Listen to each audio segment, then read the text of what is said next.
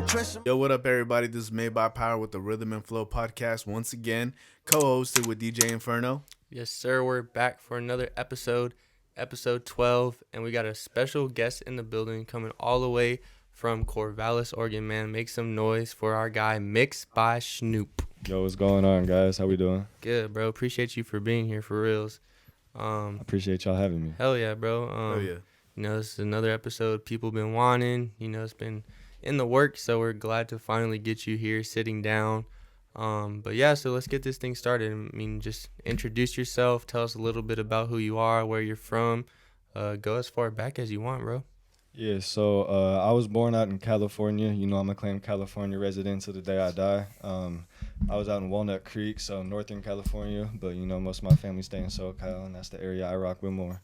But I did move out to Beaverton, so, like, a little suburb inside Portland area. Got to do a cool little growing up there. Had a good little time. I was born and raised for real though in there, so I always like to claim Cali because that's my birth certificate, and that's a lot better looking than Oregon. But you know, Hey, you ain't lying, brother. Facts. I did like growing up in Portland area for sure. There's a lot of fun me and my friends had. We used to drive around crazy. You know, shouldn't do that. You know, don't do that. But it was a good time. There's definitely one thing that contributed to me making better music. You know, I got to get a good experience and understand like how songs like energize you, get you going, get in that mode. You know, I like G Herbo now. Like I didn't used to like G Herbo at all. I thought he was really off cadence, this and that. My friends used to clown me for not liking him and being like a music guy. And then I started to hear it, how he kind of like caught different pockets, and I was like, all right, y'all was right, okay. But I definitely like growing up in Portland. It was a good little time. I definitely picked up music though, like back in high school. Probably like my freshman year when I was in Southridge. I transferred over sophomore year when they built my new high school. But I actually was in leadership. It was cool. I had this dude named King Ito, and he was over at Westview. And he's the guy who got me first started on like mixing and like actually doing like DAW work. Okay. And so he started me off on my program called LMMS, and it's like an old school program. It really, really weird, man. Like old, looks like you got weird grinders and like EQs. Like it's really weird, man. But I switched over to FL as soon as I like outgrew that, and then started cooking up on the Fruity Loops. Had a couple of friends from Southridge that I continued to work with, and then I had a couple of friends from Mountainside I ended up working with, which was my next high school. And, you know, I kind of just started to work with different, like, creators and started to work with different personalities. Yeah. And that was kind of the biggest thing that helped me grow. And, like, I used to just only do rap. But then I was like, all right, what about, like, R&B? What about, like, alternative people, indie artists, like, stuff like that? Because I did, like, listen to that just to kind of get, like, my textures right. I like to get, like, more like that, like, Kendrick Lamar. So, like, one of my favorite, like, albums to listen to if I'm trying to get back to, like, how I want to get my mixes to sound is Overly Dedicated. Mm-hmm. They do a lot of really cool like textures on like their snaps and like their claps and snares and kicks. There's a lot of crunch and like grit to the drums and stuff like that. And that's kind of like the mixing style I like to go for. Definitely been trying to get a lot more clients in that style. So if you do that type of music, tap in with your boy. Basically, that's kind of the type of music I like to listen to a lot in my off time, you know. I'm way more laid back. I don't like to go too crazy unless, you know, I'm driving or I'm in the gym. Other than that, I want to just be like laid back. I low-key been listening to a little Sade lately. I'm not going to hold you. A little Sade? Yeah, but other than that, that's pretty much me. I mean, I grew up, I didn't really even start doing this in like school or anything like that, but I switched over my sophomore year in college because I started to get pretty good at mixing and mastering, which I'll say I really started to mix and master once I hit college because I was only doing like 6 to 8 track like sessions and calling it like crazy mixing. Yeah. And then I started to really understand what crazy mixing was, and I kind of got hit with that reality check. And I was like, damn, like people be doing 48 track mixes for like 2 vocals. You know what I'm saying? Like they have crazy FX sends. Like if you're in like the EDM space, bro, I respect you. I respect you for real. The FX that go into that type of music, I don't want to do that. That's too much time. I like the quick ones. Got a couple of effects on it, maybe a couple little throws here and there, and call it good. And then like maybe change the location of those effects. Mm-hmm. But nah, man, the EDM space is crazy. But I definitely been liking my music journey for sure. A lot of good people I met along the way. Looking forward to them meeting some more people for sure. Oh yeah, without a doubt, bro. I mean, the way you're talking about it, I mean, you've just begun your, music career, but you've already gone so far, and you've already, you got ideas of where you're trying to be, and I think that's so dope. I think that's super cool. Heck yeah. I'm looking forward to my new ideas, man. I'm trying to move out. I know we was just talking about it, checking Uh-huh. out Arizona and Tennessee, looking maybe leaning toward Tennessee, get over a little bit closer to the East Coast, because I know I do got a good amount of connections on the West Coast, and definitely looking like I was telling you, trying to get some property out there in Tennessee, maybe start up my own little space out there, get a Mm-hmm. good little creative team going. I know I got a lot of people. I got this one kid who's in a couple of my classes, and he's actually covering my shift at the studio right now. Shout out my boy Yeah, Rich. shout out. There you go. Shout out him. He's crazy with the technology, like the actual inside hardware and stuff like that. You know, I figured I know the top of the board. If things go wrong on my like gear and stuff like that someday, like I'm not gonna want to have to call some contractor out who's gonna have to like bleed me on pricing. I want to Right. have someone who knows like instruments in like a genre that I don't know. This kid's crazy, plays all sorts of different instruments, trumpet, any like horn, like flute type of thing. Bro, I guarantee you he can play something on it. Like he's crazy with it. He's got a lot of knowledge for like music, and he likes the textures like I do as well. He likes like gain staging. Like that's kind of like something like we kind of like agree on. Gain staging is just like before you put on any effects, getting everything to sound good before you even like really touch it like that. Because like if it doesn't sound good before you put effects on it, man, you should not proceed with that song. That's kind of how I feel like as like an engineer. Like if I feel like I get a song and like that's not gonna help your career, man, I'm gonna let you know. Like Mm-hmm. I don't want you to put something out or waste your time and money on. Like that's not gonna help you prosper. Like so Yeah. I'd like to try and be really like straightforward and like transparent with my artists. Like especially like if we're talking like budgets and stuff like that. Like I'm like, dude, like let me know what you can like afford doing, because like you need to market yourself at the end of the day. Yeah. If you don't get your music that I'm helping you make out there, like that doesn't help me in any way or form except bleeding your pockets. Like that doesn't do nothing for me though after that. You know what I'm saying? That's a Right. one-time transaction. That's not what I'm looking for. Right. So I like to like try and help my artists actually grow, because if my artists grow, I'm gonna end up growing. My name gonna get out there a lot more. And then if my people like interacting with me, man, that just only does better for me in the end. Like we all Yeah. know that as business people. Yeah. I mean, you gotta cater to your customers, and I mean, it sounds like you care about the music more than you actually care about actually earning the money. And that's what's important too. You gotta have that passion for it. You gotta have that that love for the game and for the love for the music in order to really grow. And I mean, you're gonna go ahead and get that recognition at the end of the day. No doubt, no doubt. Yeah, no. One of the biggest things that like I like to focus on when I'm talking with my artists, like off the first kind of conversations when we kind of touch base, I like to let them know like unless you can't cover the full like cost or whatever we agree on, I don't take no split from you, bro. Like that's your piece of art. Like I did a one-time service for you on this project. There's no reason I need to keep on getting like rewards for like what I did like one Yeah. time. Mm-hmm. That was your creation. That was your emotions that you went through. I didn't go through that stuff.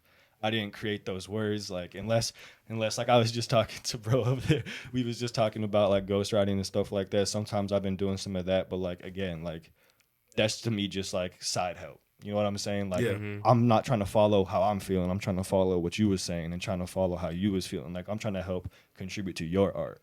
Right. That's not really my art in my opinion. I'm just kind of tweaking. I'm kind of tweaking the little filters that are on your creation. So Yeah. like I feel like to me, you just helping me polish what you do, and then like after that, bro, that's your proceeds. That should always stay with you and your name.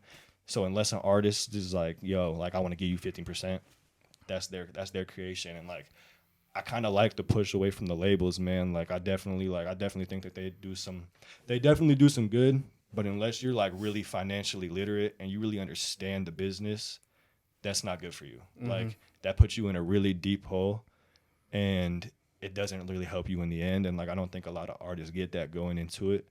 And a lot of the artists that like I've kind of worked with, I've seen them actually kind of like tell me that straight out. They've been like, yeah, like I tried to go to this studio, but they was really only looking to catch like a percentage in my work and this and that. So I didn't end up getting like the work I wanted done. I didn't get the end result I wanted with like actually how I'm proceeding with my career, this and that.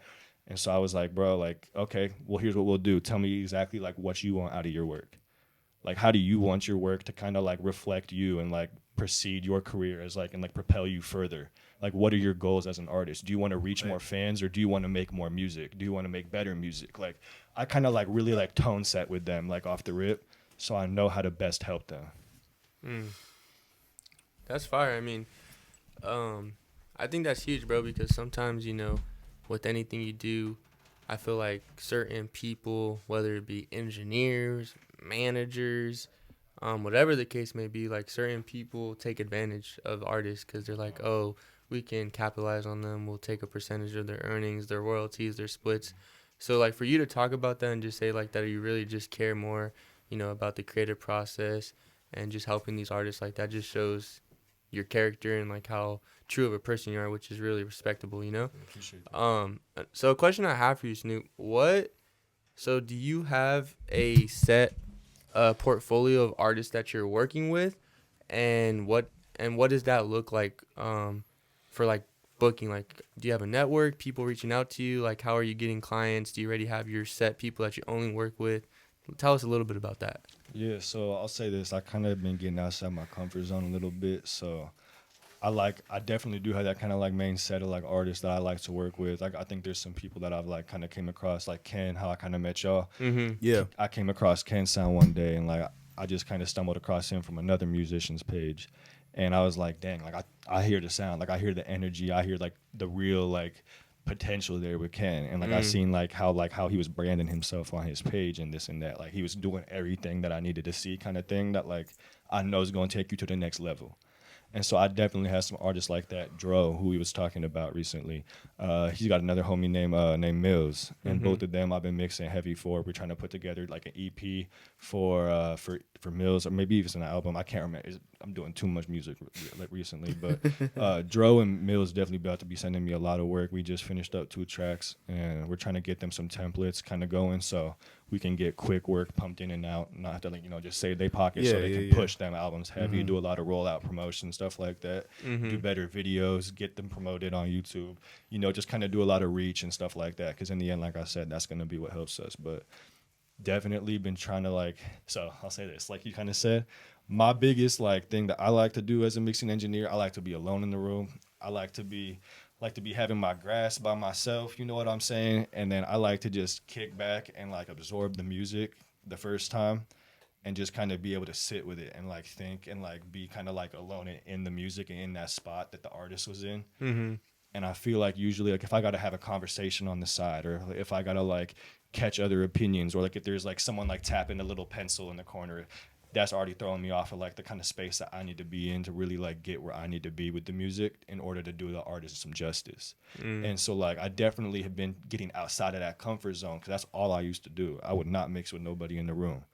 But then I was like, you know what? Like there's also another vibe that kind of comes from having people in the room. You definitely do get outside opinions sometimes that can totally contribute crazy to the song, especially if there's people in the song there is. or in the room that like understand the production process.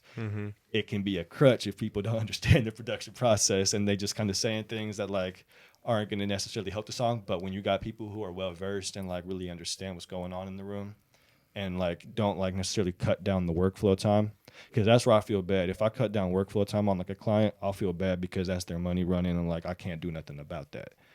But if they're offering good like ideas to me like right there while the artist is recording this and that, and we're like able to work that out as he's recording, doing quick punch-ins, bro, that's so constructive, and that's like way better than just me sitting there in the studio. And I kind of came to learn like to kind of try and let other opinions come in and affect like my like creative control, if you will.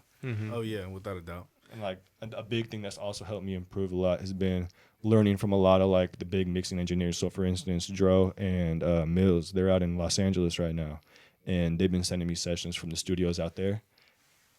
Those mixing engineers are doing some crazy sessions. They send me sessions that are like 55 tracks long. Oh like shit. I was saying, and like it's only got like 6 vocal tracks. Yeah. But you got to kind of go through, and like that's like the thing that takes me the longest nowadays is like trying to just diagnose what's going on. You know what I'm saying? Like, yeah, of course. that's my biggest thing when I try to make my sessions is organization, because I know whenever I'm sending someone like their song, or if I'm sending another engineer a session, they need to be able to pick that up and go. Like they need to be able to see like, all right, these are all the vocals. That's pretty easy. They're all in yellow. All right, these are all the drums. They're all in red.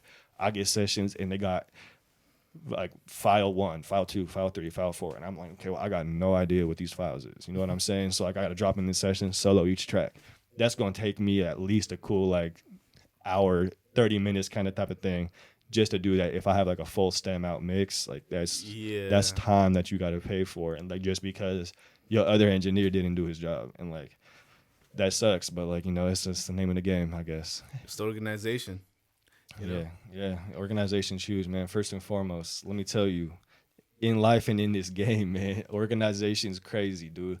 Biggest thing I started getting like through my head to get me to like where I'm at now in terms of like my work process and being able to like manage it all. I'm doing a lot of classes right now. I'm in school. I'm working 2 different jobs, and then after that I gotta also try and like take the time to like do my accounting books, like go reach out to new artists, like go try and do studio time. I have to take the time to actually do the mixes, like, and that don't happen until like after 10 p.m. and like that's late hours. Then you got to get up and you got to start your day back up. I start my day at 6 a.m. That's not a lot of time to sleep. You feel me? Yeah. So like it becomes like a hard grind, but like setting yourself up if you really understand what you got to get done. Like I treat my Sunday like Monday. One of my dogs, Johnny Walkhart, that boy taught me treat your Sunday like Monday. Treat your homework that's due on Monday like it's due on Sunday. It's 11:59 on Sunday. You better have that stuff in, because then once you hit the week and you get hit in the face with everything that's coming that week that you didn't expect, you can actually take that on and like be able to do that without drowning. Because like that's I used to be underwater like a mug, dog. Let me tell you. Yeah. Those mixes was coming in. I didn't know how to like manage workflows. I didn't know, oh, how do I know who I'm mixing for all at the same time? I had like 4 people hit me one day, and like they all need mixes that are due by like tomorrow at the end of night, because like they need to get it out by like 2 weeks from now. And they're like, well, I can't push it to like DistroKid and get the like playlisting chance. Like, you know what I'm saying? Like, Yeah. there's certain things like that, and like I want to, like I said, like I want to look out for what their biggest thing is. So if their biggest thing is they want to get it done by tomorrow, I'm gonna get it done by tomorrow. You know what I'm saying? And like whatever that looks like, that's what I'm gonna have to do. So like that's kind of how I've been looking at business. Is like if I show my clients like I'm willing to do whatever, they definitely gonna rock with me. And like I haven't seen anybody like work with me and then be like, oh, I didn't like it like this. Yeah. I haven't had that happen yet. And so like I'm still kind of waiting for that moment. I feel like it's definitely gonna come. You know, like you start getting higher up with like the artists that are like really like that and like have been there for a while and been having these sessions with other like engineers who are like, you know, 40 years old, 50 years old, been doing this for 30 years. Yeah. Those dudes is crazy. Like they know Pro Tools like the back of their hand. Like I know a couple quick key commands, this and that, you know, that get me to do my workflow a little quicker. And like I can kind of barely manage, you know, the quick punch in, punch out while I'm trying to crossfade everything in while the artists are punching in. And that works. But dude, some of these dudes are putting together songs like ridiculously on their computers while they're like recording these tracks, and the artist is not stopping like on the mic. Like they don't stop. Like they just pump out 5 songs in a session of 4 hours, and you just like you don't know where the time went, kind of thing. Like I've sat in those rooms and watched it happen, and it's like it's crazy impressive. And so like I can tell, like for instance, there's an engineer, Baines. He records Young Thug. He does a lot of the YSL rappers. That man was talking about his workflow. He said that he's seen an engineer try to track them when he wasn't there, and they kicked him out the session because he couldn't drag the clips down into the next track and start the recording process enough for them. And he was fucking up their creative flow. And so like they'd have the rap ready to go like in their head, like, all right, punch it in. And he's taking time, fumbling with the mic, like trying to like get, not the mic. He's fumbling with like the mouse, trying to get things in, and like, he got upset because he started messing up his song, couldn't create how he wants to create. They got that engineer up out of there. He's never seen again at that studio, man. That's like crazy. Like that's the name of the game. Like you kind of got to be ready for that. Like you got to understand people have their workflows, and if you can't meet their workflow needs, like you can't be their engineer. Plain and simple. Exactly. Like, but it's a fun game. I can't lie. I love it, man. You know, it's cool that you mentioned Baines. That's one of the engineers I follow too. I remember watching a video, like a YouTube video, like how he mixes Young Thug and stuff like that. And he was saying when they made It's a good ass video. yeah, for real. Oh, you seen it? Have you seen it? Okay. Yeah. So what they mentioned is like one day he said that he was recording for like 24, 48 hours straight, and that Young Thug wakes him up, or like Gunna wakes him up, and then they make that one banger. But like he was like on like 1-2 hours of sleep, bro. Yeah, bro. But he's like, wake up, we gotta record. Boom, that's a creative process right there. Yeah. Like, bro, these artists, when you cater your time to them, it's like, bro, it's whenever is their time, you know? You sacrifice a lot for sure, no doubt. I can tell already, and I'm not even doing the fullest extent of it. Like it's definitely a work, bro. I'm not gonna lie. Yeah, you wear a lot of hats. It sounds like, you know, you're a student, you're an engineer, you work 2 jobs. Like, I mean, bro, that's not easy to do in general. Yeah. Well, I also try and do a little work too on the back end with like my artists and like I was telling you, like I was making a little comment on like the little beanie. My bro Jaden Allen, he's got this brand called Guilt. I definitely be trying to like help my boys out. Like, you know, they got clothing brands. Like, so I try and connect clothing brands with artists I know. Try and connect artists with clothing brands. Yeah. Try and, you know, cross promote. Try and get y'all people to come here who I'm working with. Mm-hmm. It's a good like word of mouth like reference, because like usually if I refer them to you, you gonna probably refer me somebody too. Like it's kind of like scratching backs. You know what I'm saying? Like that always kind of works well in my favor, and it has definitely done me justice trying to come up like doing what I'm doing for sure. I mean, what we're doing here, it all makes sense, right? I mean, music makes sense with clothes. Clothes make sense with this other form of entertainment and so on, you know? It's just a big old cycle. Yeah, it's all good art forms to that interweave. I like it. It 100%. Question that I had, Snoop. So you kind of touched on it too. How do you balance everything? How do you balance being a student, being an engineer, running your business, jobs, life? Like, what are your tips and tricks for people? He don't, bro. I was just about to say, man, I was looking up there, I was like, I can't lie, man, I don't. But I definitely have help. I got people in my support system that definitely help me a lot. That's dope. huge. Yeah, it's big. I got 2 great parents. My parents, my mom's and my pops. They definitely been there for me since day one for sure. My dad, bro, that man done spent too much coin trying to help me get to where I'm at now. I'm not gonna hold you. That man, he got me my first pair of KRKs. He helped get me like my focus right, this and that. Like when I was first starting to make music, and like that did a lot for me, just cause like it gave me the chance to kind of like sit down and like really toy with that like on my own. Yeah, of course. And then I started to do it, and I started to get good. And like just like seeing the support come from like your parents or like this and that, like, you know, people who kind of been there from like day one, it kind of show you like, all right, maybe I kind of am doing something that's like a little different. And like these people who like, my parents don't listen to rap. You feel me? Like my dad might bump a little Tupac because like he was from like East LA back in the day. You know what I'm saying? But like that's maybe the furthest extent of it. He liked the song a lot because he know the song. Yeah. Only got 2 words that you got to know. So you feel me? Like I told him I mess with J. Cole. He's like, all right, a lot, this and that. But I like them a lot, man. They definitely did a lot for me, and they definitely supported me through the journey for sure. That's what's up. I got my girl. She definitely been there through like some different like things I go through. You know, I got like a little like PTSD I suffer from like here and there, and like that can also definitely put a little choke on like my workflow here and there. You know, like not getting a lot of sleep.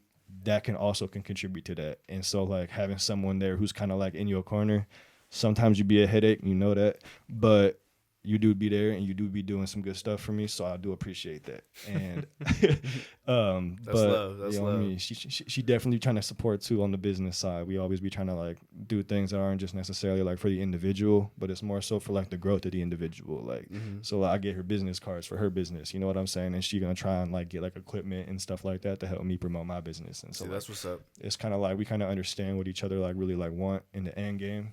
So it's easier to support each other. You know what I'm saying? Yeah. Hey, bro, speaking of like business cards and stuff like that, I remember last time in the studio you had this cool business card, bro. You got that on you? I ain't got the business card on me, but I got the little extra version. So it's like On your That's phone. what's up. Yeah. Show that right there. Show that to the so I camera. got this little popple down there. All right, well, how does that shit work? So basically, what you're gonna do is you kind of like use like Apple Pay, and Yeah. you tap like the back of your phone, Let me kind of like see. you about to do a payment, All right. and then you just gonna kind of snap it on there. Oh, here, you don't gotta unlock the. My bad, you don't gotta do the Apple Pay no? like the wallet. Oh, okay. Yeah, just kind of do that, and then it should kind of pop up. Oh, yep. There It you go. pops up right here. And it's just all your socials and links and Yeah, contact information. It's kind of like a link tree, but it kind Look of at that you're able shit. to share it through people. Just That like shit pops up right there. quick Has, tap to get it to it. That's fire. What is that called? It's called Popple, Popl. It's a good little like digital marketing thing. They got little wristbands. I got that one too. My boy was about to go out to do a little concert for Jeffrey. It's not Young Thug, another Jeffrey. Not Jeffrey. Not the real Jeffrey. Yeah, exactly. But it's another very good, talented Jeffrey. He about to go out to a concert, do a little filming for him. He does some cool little footage at like concerts. He did Mike Sherm recently out in Eugene, but Oh, he about to go tap in there. Word, he said he's word. gonna try and tap me in with the artist, you know. I'm promoting your brand, man. You take care of me, I take care of you. You know it. But he's about to tap me in with that man Jeffrey, and I was telling him like, yo, just take the little wristband. Get motherfuckers tapping that thing in the backstage. You feel me? That's how I do. Just give people my stuff. But my girl did tell me too. Like I told you, bro, I'm kind of stubborn. So like I was like, nah, man, I got my papa. I'm good, man. I don't need no business cards. You don't need to give me no paper. And then like this kind of come up, and I'm like, damn, now I got to sacrifice my wristband. I got to give that up. And if someone lose that, like I can't even be mad. You feel me? Like I can't even really be mad. Like I gave it to you, like knowing full well, like it's out of my hands. But I got to give myself some business cards. She told me that since day one. So. It's just some, it's classic. You can't go wrong with it. The pop was just cool though. I really like that. That's Try to cool. get on my brand ambassador vibe. You feel me? That's tight. That's something that you found online. You found it, or what is it? Yeah. So I've just been like scrolling through IG as one does at night, and basically like I just seen like one of them sponsored ads, and it was just like when I was kind of first starting on my business. You know how Siri be listening. Yeah. Government watching. Exactly. And shit. You feel me? But nah, basically like that just kind of like popped up on my page, and like I seen like they had really low just like requirements to become an ambassador, and I was like, all right. I know like in the end I kind of want to start up my own YouTube channel. I'm about to start making my own like mixing like tutorials, like people gonna send me their mixing like sessions, and like I'm gonna review it like live on YouTube, this and that, and be like, all right, so like where you did a good job was adding like color and warmth here, and like but you added a little too much high end, so now it sounds real sizzly and it's a little harsh to the ears. And so like then like people are gonna see that, get feedback on their own mix, but like they'll also kind of be sharing that with others and other feedback like that. So I'm about to try and tap into that space as well. And so I knew that I was going to want to get brand deals from other audio companies like Audio Technica, hit up like the different plugin like Fab Filter. Yeah. I want to try and save costs where I can. You know what I'm saying? And so like if I can do anything, like be like, yo, send me a Fab Filter Pro Q3. I'll do a review on my TikTok, YouTube, this and that on like how to EQ, and I'll use your plugin. Give me like 50% discount in the creator code. So whenever you know what I'm saying? Like then you start to kind of build, like you can kind of build yourself like a good little like basis. And so I kind of wanted to start with a building block, just using Popple. They have like a really low entry to become an ambassador. I want to try and get a couple clothing brands, really, like a little creator code, something like that, like Fashion Nova's, like, just like a really easy one. Like they got really low barriers, and in order to like get that up on their page, this and that. Shit, what a lot of people are doing is like the TikTok shop. Yeah, exactly. I need to tap in on that. I don't know popping. Nothing about that yet, but I know people try to get on that for real. That shit's popping right now, and especially like being ambassadors and doing reviews. I'm always seeing those commercials on my fucking TikTok. No, that's what I'm saying, bro. They in your face everywhere, bro. I ain't gonna lie, bro. I've been tempted to buy something. Please don't do that. Well, I shouldn't, because I saw this little like tripod for your iPhone. I don't even want to get into it, but I'm just saying it looked cool. Hey, I think I know what you're talking about. Yeah, bro. I think I know what you're talking about. Yeah, it looked dope. Yeah. No, that's good stuff though. I mean, I think having a solid just group of people, support system around you is like, it's not necessary, but it definitely helps with, just grinding in life. You have those people. It's not necessary at all. Don't let anybody tell you. No, yeah, of course, bro. Like, there's people, everyone comes from different walks of life. People, have a good support system, some don't. There's successful people that don't have a good support system. They came from nothing, but I do think having that is definitely an advantage over not having it. So it's a blessing that you're able to say that you have that. Exactly. I bring it up just to acknowledge the blessing. Yeah, of course. For real, because a lot of people don't have that, and like you got to acknowledge it when you're giving it. Exactly. So, who would you say? Let's say, producer, engineer, artist is like your dream collab? 2-part question, like dream collab or someone that's on your radar here locally, Oregon, Portland, Salem, Corvo, and then like your just dream collab overall. Yeah, so I say 2 people I want to work with. So this dude, Mike Dean, as I'm sure most of y'all know, that man is the king of texture. He's ridiculous in terms of just like creating on like the synths and stuff like that. Like I love the Travis Scott like type of like sound, the Don Toliver, like kind of like that space, kind of like almost like dark aesthetic. Like I like that type of music a lot. It's a nice little like nighttime mode kind of thing. I love that kind of mixing and like running with like the flangers and the chorus effects and like the delays, and you just get to really get creative with like your gestures in certain parts of the song. So like from a mixing standpoint, I love to do that type of work. But another one I'd like to like actually get in a room with would be Mixed by Holly. That man created Engineers, and so like further than just like the actual like mixing techniques that I learned from him and like the actual mixing game musically. That man's a crazy businessman, and he's been doing a lot of work just like getting like laws passed in the state of California and like just things outside of music that are also going to help him on the back end. Oh wow. And so like I feel like for me, I want to learn like best advice I got for people who are trying to be like an entrepreneur type of thing, man. Like go find a mentor, find as many mentors as you can, just because like they're the people who are going to like have done the things that you're about to try, and they can give you so much help. Like you don't necessarily have to listen to every mentor you get advice from. But for me, like I like to get advice and I like to hear people's like perspectives. Like I like to take in as many perspectives and as much advice as I can. End of the day, like every man's gonna make his own decision. But like I like to get as much information as I can so I can always make the best like choice that I feel I'm proceeding with. Yeah. And so like getting like advice from that man, I feel like would definitely like propel me in like the right direction, not only with music, but just like in my business ventures too. But like Dream Collab, gonna, not even close. Dream Collab, gonna. That man, no auto tune, nothing on the voice. That man could be on a rap track and you wouldn't know his shit was unaffected. Like real spill. There's the colors, colors performances. His top off colors performance. Me and my boy Natu, we used to watch that all the time. That's one of them ones. I love that track, and he got one of the craziest vocals like I probably heard before, and like, yeah, people might be talking about he's a snitch in that, but he ain't never snitch on me, man. Hey, right now, bro, he's on one of the craziest runs that I've seen right now. That's what his music once he came out to me like really kind of took it to a different level, and like I don't think a lot of people understand like how great his music really is. Like a lot of his flows. A lot of people kind of talk about the pockets that Lil Baby hits a lot in terms of his raps, and like people are always kind of talking like the big like rap gurus, you know what I'm saying? The people who like people say no rap. Yeah. But basically they always are talking about Lil Baby's a great rapper because he hits different pockets that other rappers don't hit and don't catch. To me, I feel a lot is the same with Gunna, and I feel like he kind of does it with a different tonality change, and I feel like he can kind of hit that really low like almost like bassy tone voice where it's kind of like more warmth, and then he can also take you to a cooler like top end like boosted vibe, and like that's like really special to me. Like when artists can do that, like people like Polo G, people like Drake, people like Lil Durk, like stuff like that. People who can take it to like a melodic level but also take it down to like a punchy rap vocal. Those are really talented artists to me. Like those are the people I listen to the most for sure on repeat. Like I was gonna say coming in here, man, I was bumping Youngboy over here.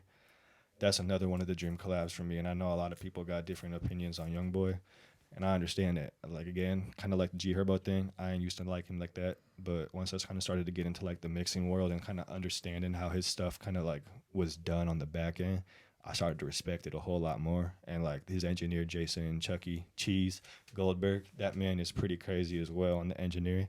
I heard some stories about that man. He been on like on the Sprinter vans. They'll do sessions on the Sprinter van when they're going on tour.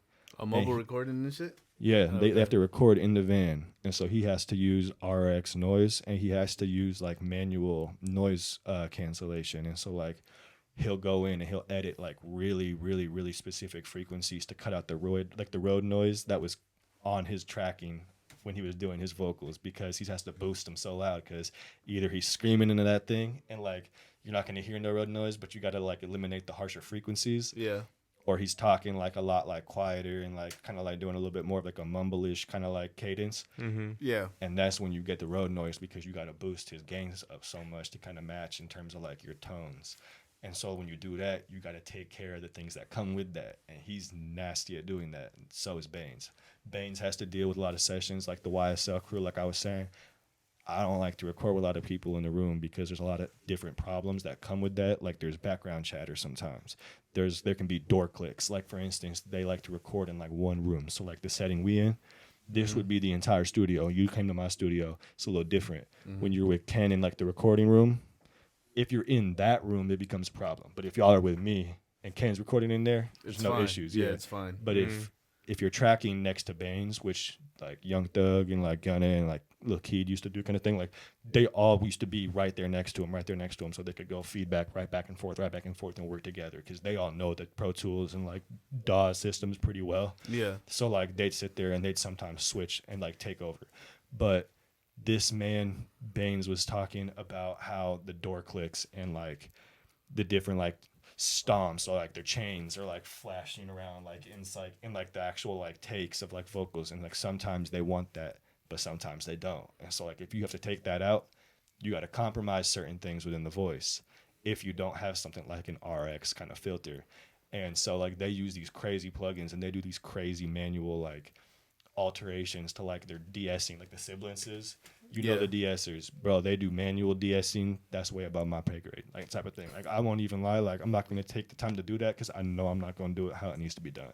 So like I use the de-essing that I know how to operate, and I do what I know how to do correctly to where I'm not going to do something that's outside of my range. You know what I'm saying? Like those, like I'm not going to try and be Dr. Dre if I'm not Dr. Dre yet. You know what I'm saying? Like you got to really get to that level to try and do those things, in my opinion. Like that's just going to hurt yourself and the artist at that time.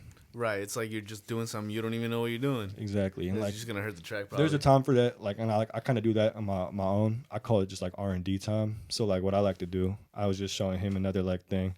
I was showing him a track that I did, and basically like I'll kind of think like, all right, what space do I want to get into next? And I'll be like, all right, I want to go get into like the UK drill space. So like, for instance, my bro, Inzabe, he's not a rapper. Not a rapper. He'll tell you he's not a rapper.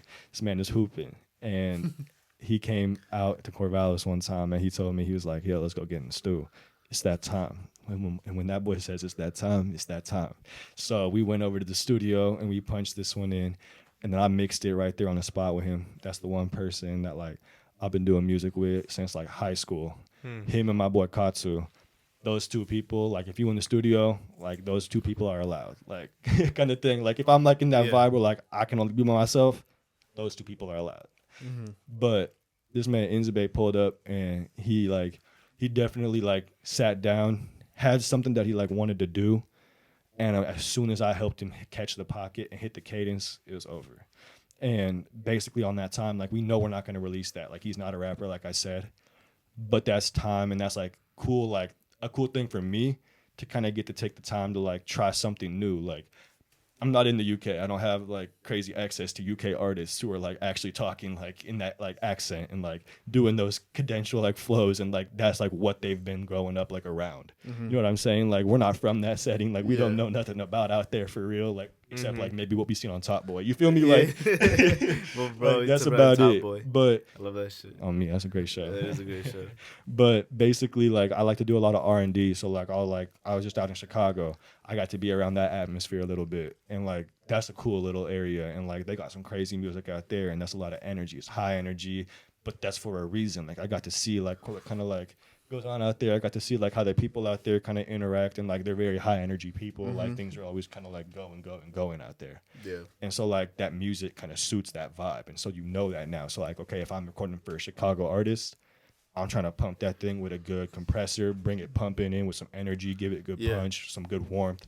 I'm trying to get as much energy up in that song as possible, kind of thing. Like, whereas if I'm doing an LA song, people are more laid back, and you want to kind of catch a groove, and you want to go for a different type of feeling. Right. So like just like going around like into different like demographics and like trying like different like things. Like it's cool, bro. Like getting to see like different scenes and like catch like where the music ends up. Like that's the biggest thing. Is like seeing where the music ends up that you're making.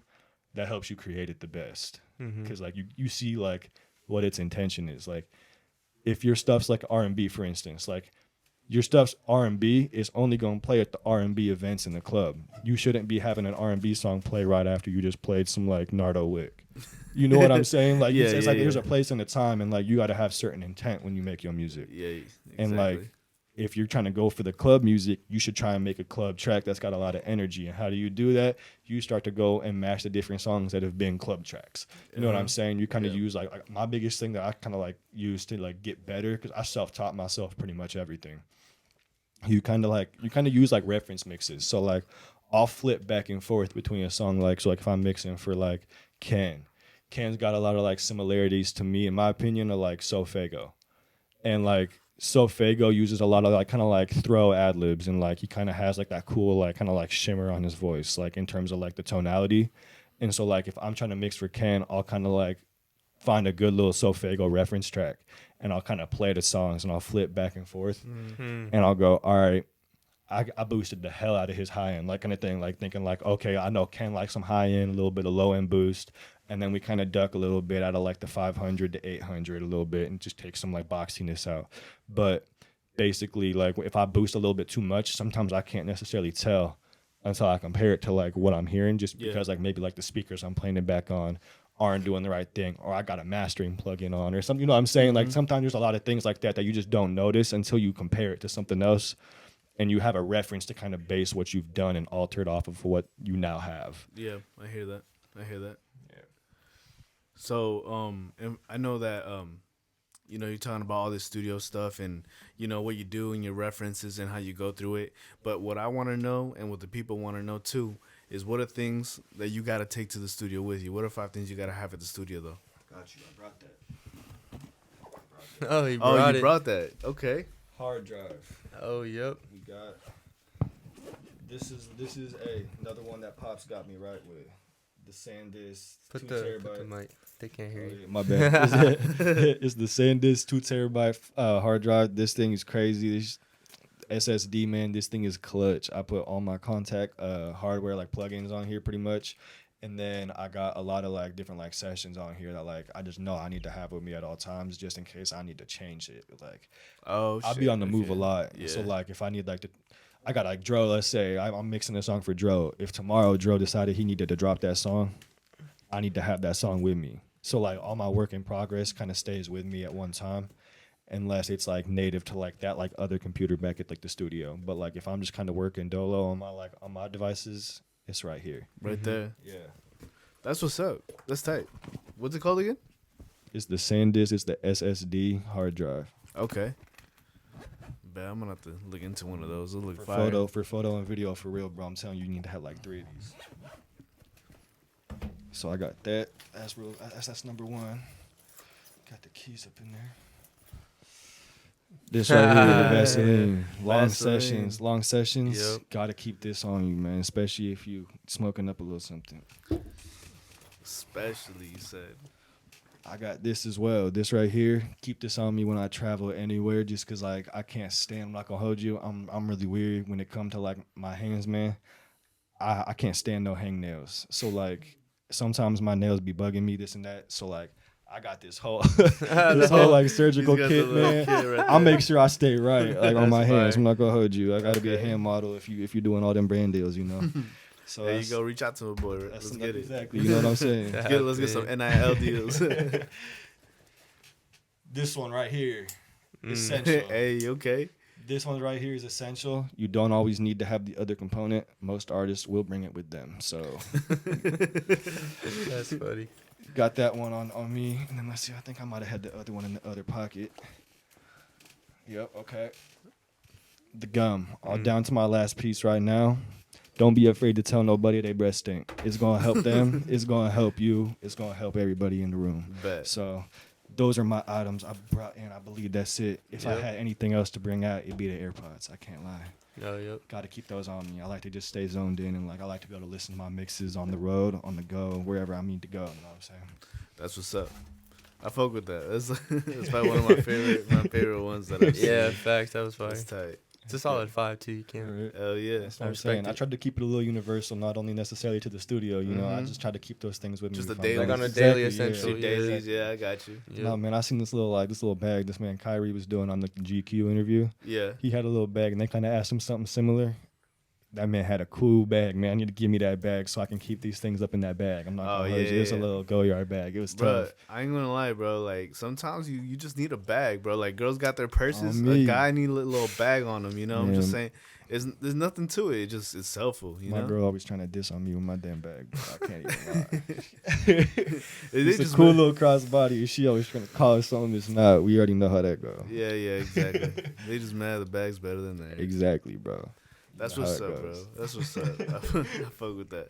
Well, Schnoop, I think we ran out of time, but I really appreciate having you here. Okay. Fucking, it was fun. I love what you had to say about engineering, the Yep. process, the coming up, Okay. you know, your inspirations in general. And it's honestly, it's really dope because you're the way you see it and the way that you want to go is different from what I've heard from other people. And Okay. honestly, I love it though because you're really in love with music and you want to make sure that shit's right. And I really fuck with that. I respect No that a doubt. lot. No doubt. I definitely value that over the money for sure. Oh yeah, Gotta have it right first and foremost. That's my biggest pet peeve is if it's not right. yeah.